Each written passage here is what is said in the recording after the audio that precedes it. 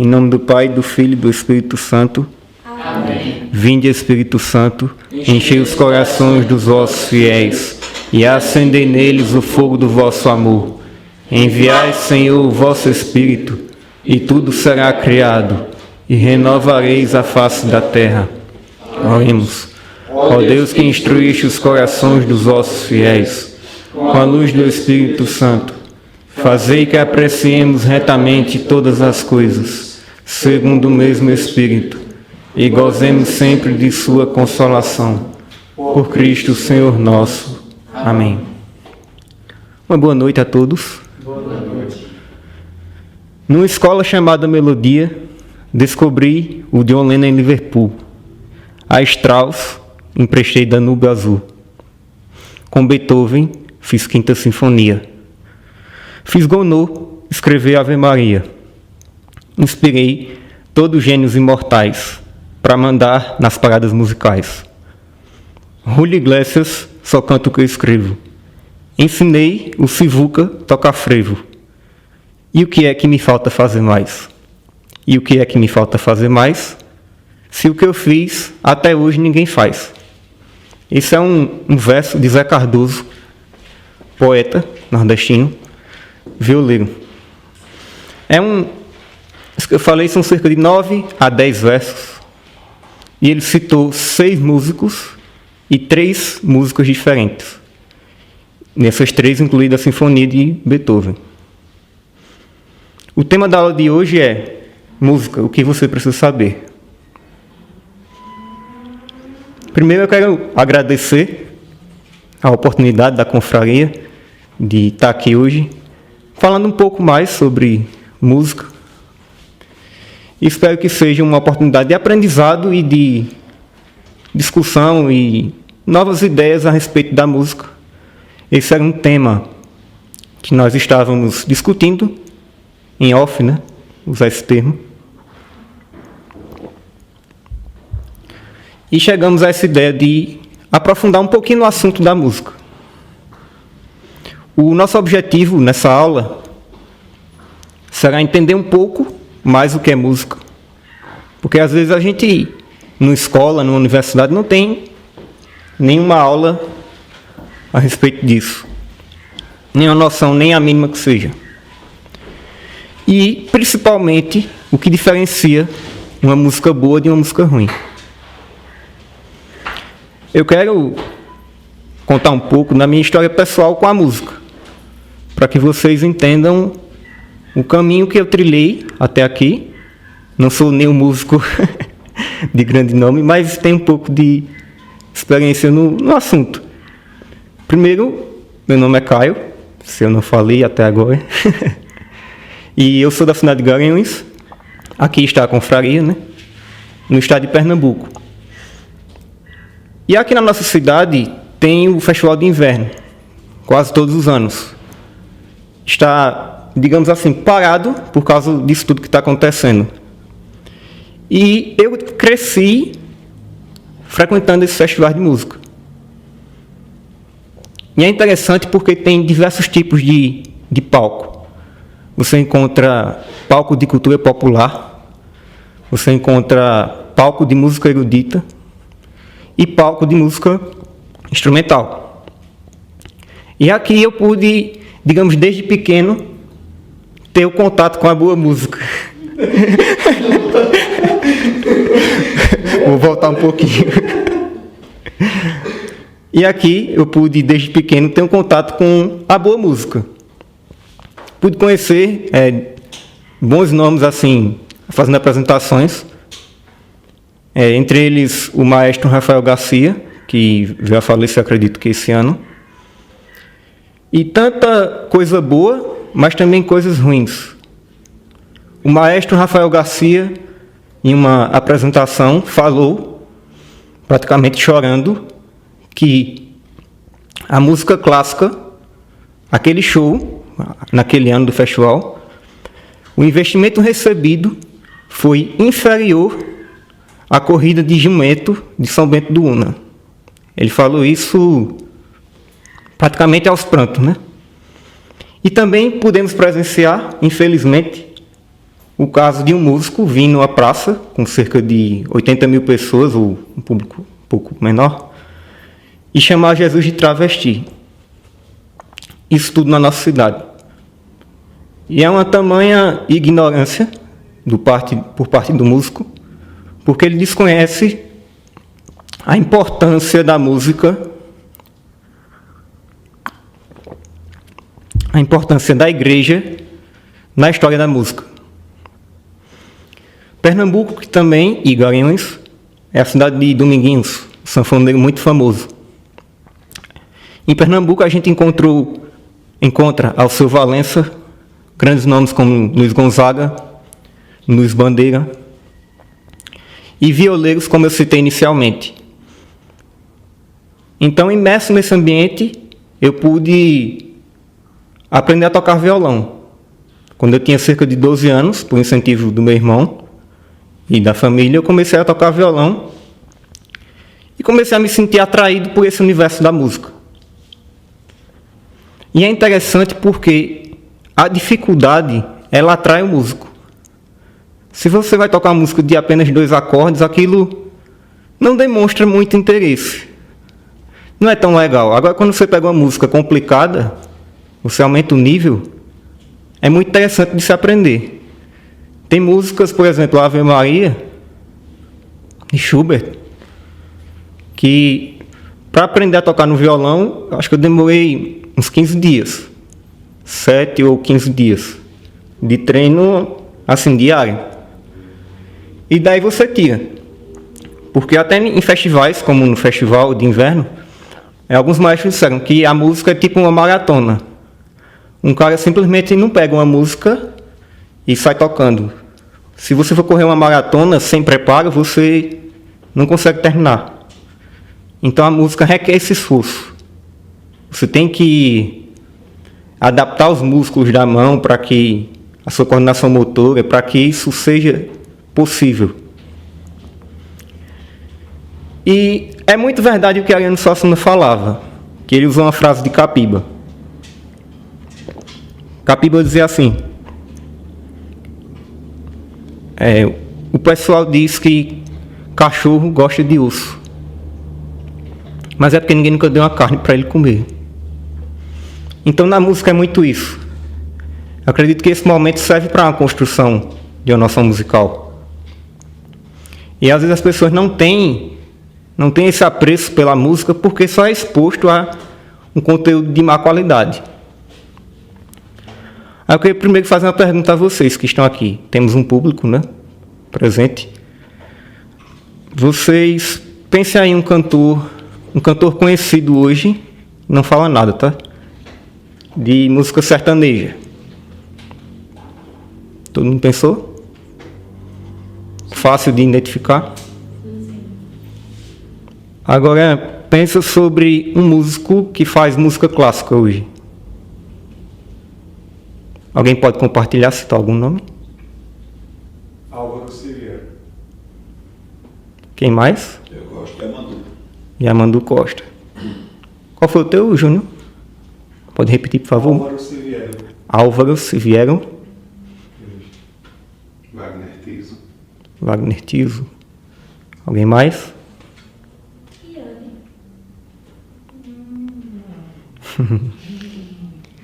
Mas concorda que foi muito mais fácil pensar no sertanejo, né? Sim. Então daí a gente já vai tirando a nosso... Assim, como a música clássica ela é difícil nos dias atuais. Eu peguei um conceito aqui de música, já que a gente está falando disso, um conceito básico para que a gente possa entender. Uma definição é: a música é a combinação de ritmo, harmonia e melodia, de maneira agradável ao ouvido. O segundo conceito é o seguinte: a música é um veículo usado para expressar os sentimentos. São 2 conceitos, digamos, simplistas, né, sobre música. E eu queria perguntar a você: o que a música já transmitiu? Você pode Alguém pode complementar isso? O que a música já transmitiu para você? Felicidade, tristeza. Felicidade, tristeza, né? Memórias. Memórias. O que mais? Eu já escutei uma música que ela me aproximou mais de Deus. Eu recebi uma indicação do padre da Canção Nova. A música se chama Missa Papa Marcelli. E aí quando eu escutei ela no carro, na altura que eu costumava escutar o sertanejo, eu me senti mais próximo de alguma coisa divina.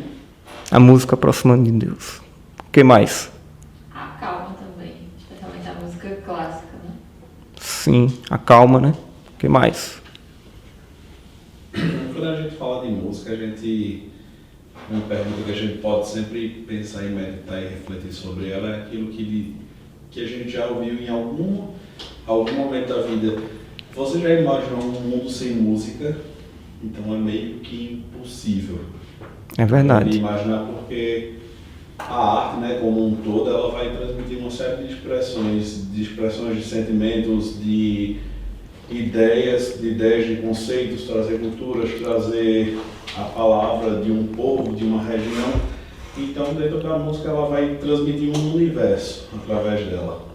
É verdade. Inclusive é até difícil a gente imaginar também, né, filmes, novelas, séries, outros tipos de arte sem ter um toque da música para causar uma um música né? está inserida da mesma forma que quando a gente tem um cheiro que nos remete a uma memória, a música sempre vai estar nos remetendo a alguma memória, vai nos estar trazendo algum tipo de sentimento, algum tipo de satisfação. É verdade. Tudo isso que vocês falaram, perfeito. Como eu falei anteriormente, a questão de melodia, harmonia e ritmo. Vocês já ouviram falar sobre isso? Isso, digamos, é a base da música. Mas o que é melodia, harmonia e ritmo? Pensa na música mais simples, sei lá, Parabéns para Você. Qual a melodia do Parabéns para Você? A letra, né? A letra que é cantada é a melodia. O ritmo, digamos que sejam as palmas que são batidas, marcando. E a harmonia é aquilo que vai se usar para executar essa música. Por exemplo, pode ser tocado em um violão, em uma guitarra, diversas formas. O conjunto é a harmonia. Espero que tenham entendido. Um conceito, trazendo para palavras isso que eu falei, a melodia ela é uma sucessão de sons musicais combinados. No caso do Parabéns para Você, a letra. A harmonia são duas ou mais notas tocadas em conjunto. A harmonia é a combinação de sons simultâneos. No caso, o violão, como eu citei. E o ritmo é a duração e a acentuação dos sons e pausas. Parabéns para Você pode ser executado de diversas formas. Em rock é diferente, mas pode ser.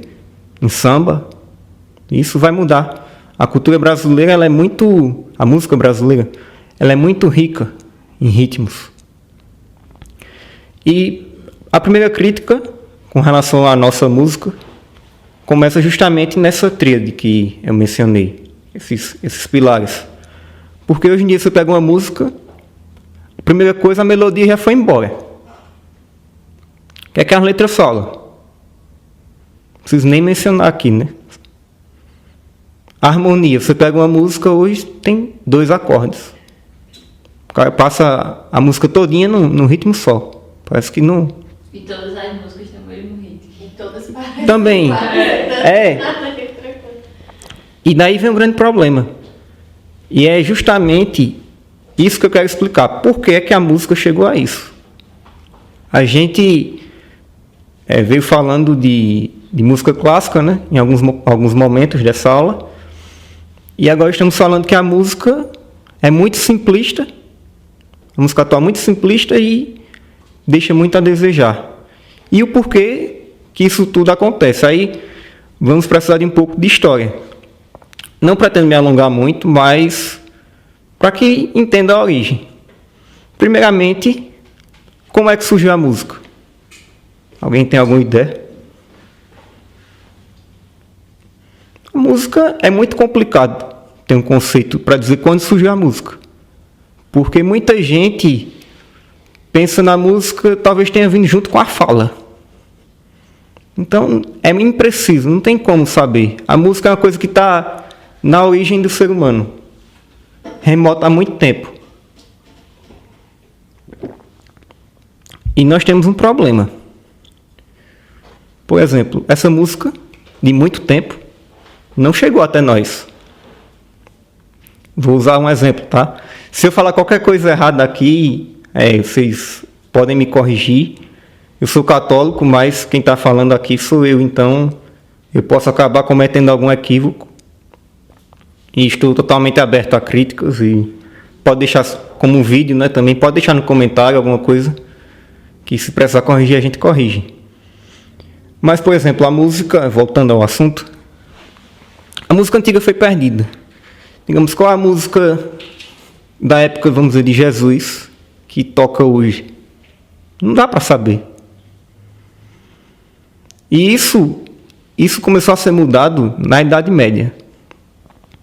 Para quem estudou um pouco de história da igreja, sabe que São Bento e a igreja como um todo foi responsável pela criação e manutenção da cultura, digamos, ocidental que nós temos hoje.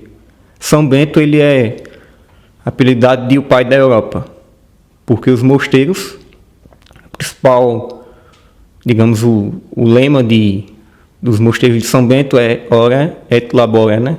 Trabalha e ora, trabalha e reza. Então isso foi responsável por muita coisa. E a igreja, por ser muito rica em cultura, já tinha a música desenvolvida, lá no século V ou VI. E foi com esse canto da igreja que o Papa São Gregório Magno instituiu que o canto gregoriano seria o canto oficial da liturgia da igreja. Gregoriano, né, em homenagem ao Papa São Gregório Magno. Isso foi dado ao longo do tempo. Esse tipo de, vamos dizer, esse apelido, né, para a música litúrgica da igreja. E com essa, digamos assim, proclamação do canto gregoriano, muita coisa começou a mudar.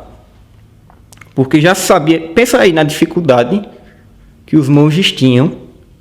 Naquela época não tinha câmera, não tinha internet, não tinha imprensa, não tinha rádio. Como é que os caras faziam para executar músicas belíssimas dentro de um mosteiro, dentro de uma igreja? Eles tinham que criar a melodia, a harmonia e ritmo e decorar aquilo. E imagina você fazer isso o ano inteiro, com a tecnologia lá embaixo. Os monges tinham muito, muito trabalho. E com o passar do tempo, a música foi ficando cada vez mais bem elaborada. Não era um simples cântico, né? Começou a introduzir vozes, mais coisas na música, então foi ficando mais complexo. E você, sendo um monge daquela época, qual era a única forma de transmitir essa música para as próximas gerações? Você ensinando a outra pessoa, né? Então, isso é muito falho, porque você poderia ter uma grande capacidade musical, mas a pessoa que você ensinou não ter. E como a gente mencionou, muita coisa foi perdida, porque não dá para você transmitir perfeitamente aquilo que você desenvolveu para outra pessoa e saber que ela vai executar aquilo. E foi aí a grande mudança. Falávamos sobre o século VI, né? Mas vamos pular um pouquinho para o século X. Foi quando Guido de Arezzo, que é um monge beneditino, ele definiu as 7 notas musicais e criou o que está mais próximo hoje da partitura. Digamos assim, uma partitura, uma pré-partitura. E foi aí o ponto de inflexão, usar esse termo da matemática. Porque a partir desse ponto, a partir da criação de Guido, você pôde criar, definir suas músicas exatamente como elas são. Lá na partitura, pode até colocar uma imagem aí, se conseguir, de uma partitura. Você vai ver que lá está escrito a nota, se você deve subir o tom, se deve diminuir, se deve dar uma pausa. Então isso permitiu com que a música fosse transmitida de gerações a gerações.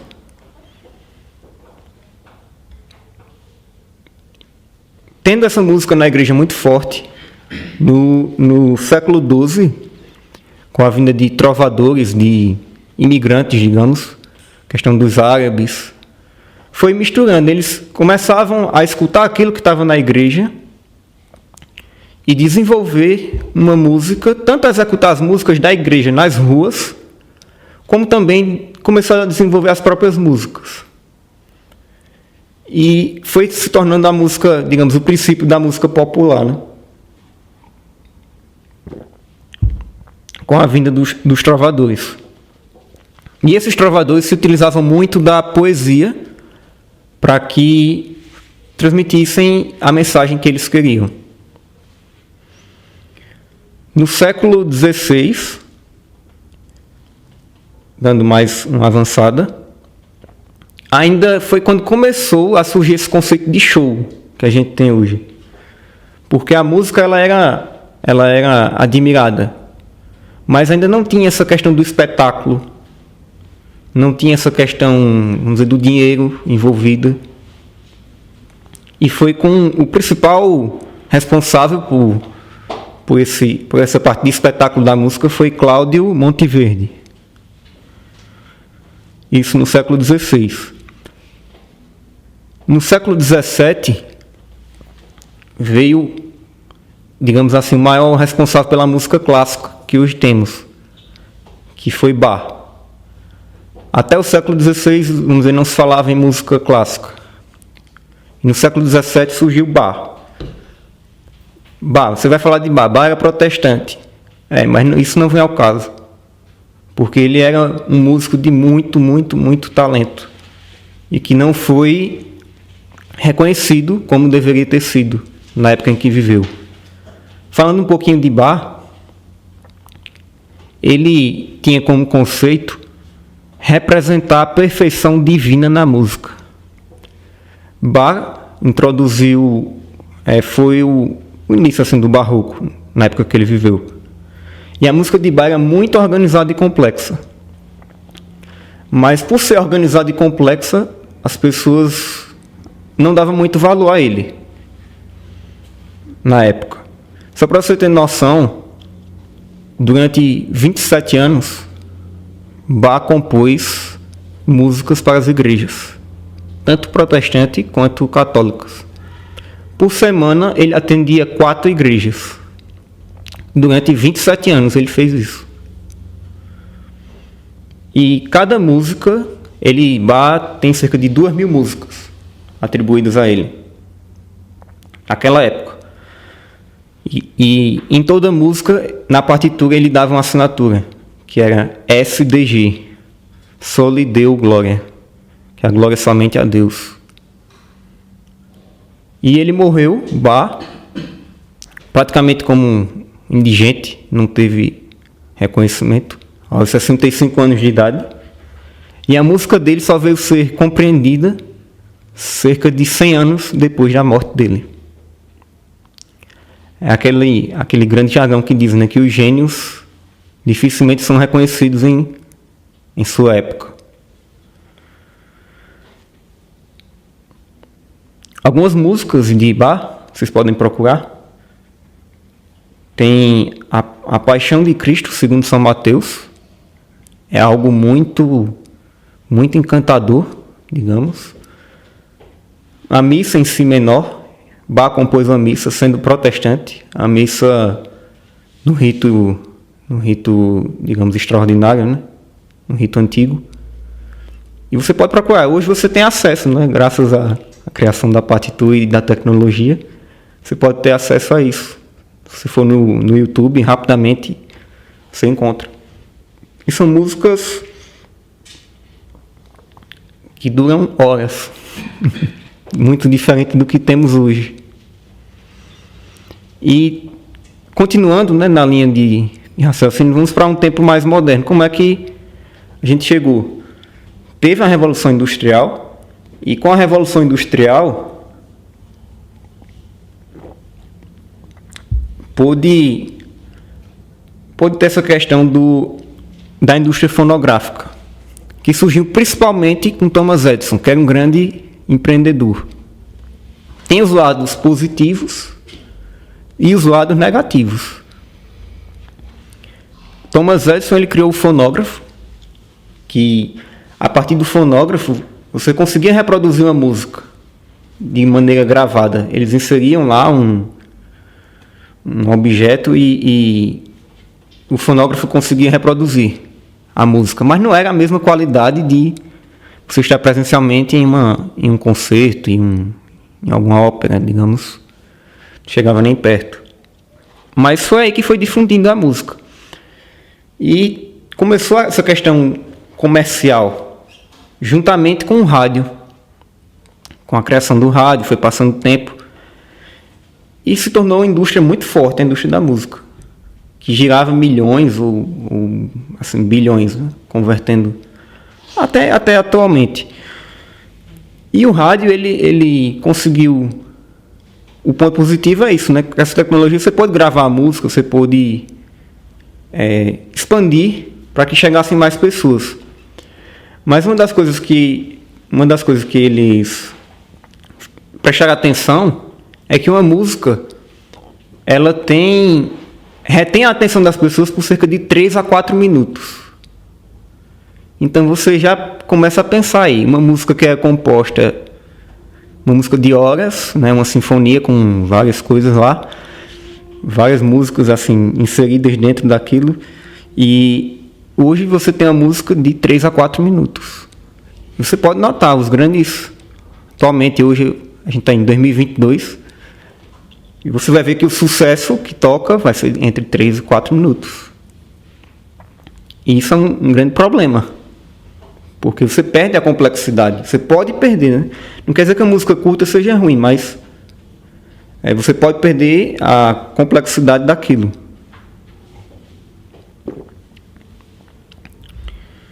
E essa simplificação, ela veio para agradar as massas. Se tornar a música, vamos dizer, para todo mundo. Só que o problema está na cultura do povo.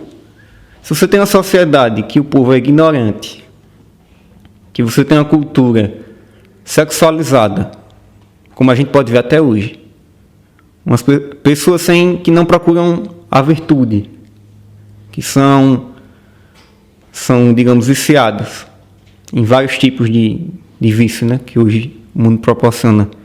E se a música vem para agradar esse público, então a música perdeu essa questão do divino. Perdeu a questão do divino. E vai refletir essa cultura do povo, né? De onde vem os músicos? Da sociedade. Então a música vai querer, digamos, ser condizente com aquilo que o povo acredita. Você tinha há muito tempo, isso tem até dados, que as músicas, a maioria eram compostas em 20 acordes, digamos, na década de 50. Hoje, são compostas em média com 5 acordes. De 20 você caiu para 5. E você encontra facilmente aí músicas com 2 acordes. Isso é só a média. E você, com isso, perde o senso de beleza. Porque, como fala Santo Tomás, uma das provas da existência de Deus é o grau de perfeição. Então, se você tira isso, até na música você pode encontrar a Deus. Quando você tira isso, você está criando um problema. E também isso gera um desinteresse dos jovens pela música. Eu posso dizer que, como eu toco, muitas vezes eu toco na igreja também. E eu já tenho 25 anos. Agora nesse vídeo, né? Mas eu chego na igreja, não tem nenhuma criança que toque. Eu sou, ainda com 25 anos, um dos mais jovens que toca na igreja. Então, isso gera uma perca muito grande. Essa música de uma qualidade muito baixa, e essa questão social, como mencionamos, gera um desinteresse muito grande. E basta comparar, por exemplo, você pega a cantora Anitta, ela tem 59 milhões de seguidores. Isso é um dado em 2022. No Instagram ela tem 59 milhões de seguidores. E a Mandu Costa, que foi citado aqui, que é um grande músico, um violonista excepcional. Alguém tem uma noção de quantos seguidores ele tem no Instagram? Ele tem 220 mil seguidores. Mas aí você vê a discrepância, né? Por exemplo, o cantor, usando também como exemplo, o cantor Gustavo Lima, alguém tem um palpite de quantos milhões ele tem de seguidor? Isso é parecido com a Anitta, né? Tem mais de 30, por aí. 42 milhões de seguidores ele tem. Já o maestro João Carlos Martins, que é um respeitado assim, em todo canto que chega, tem 251 mil seguidores. Então você vê aí o poder de persuasão. Não é que a música boa ela não exista. Ela existe hoje em dia. Mas ela, digamos, é calada. Porque esses poucos que têm muitos seguidores, eles têm o controle social. Se a Anitta vai lançar uma música, todo mundo vai ouvir, pela influência. Mas isso não ocorre com os outros músicos. E o problema em si não está na influência, mas a influência que gera para o mal. A música hoje, infelizmente, ela incentiva o jovem para o mal. Assim, boa parte dessas, como já mencionamos, né? Um dos problemas é esse, a influência para o mal. É um foco exagerado no lucro. A música só é interessante se ela for vendida, se ela for consumida, ela vira um produto. Então, é um foco muito grande no lucro. Ela perdeu a essência e ela esqueceu o divino. Essa música que era para agradar a Deus, a música que estava na igreja, por isso a perca da essência. Chegando ao absurdo, como a gente já falou, de até assim, artistas criticarem a igreja em suas músicas. Isso é um completo absurdo, pelo que a gente já viu. E eu gostaria de concluir com uma frase de Bach. Bach diz o seguinte: o objetivo e finalidade maior de toda música não deveria ser nenhum outro, além da glória de Deus e a renovação da alma.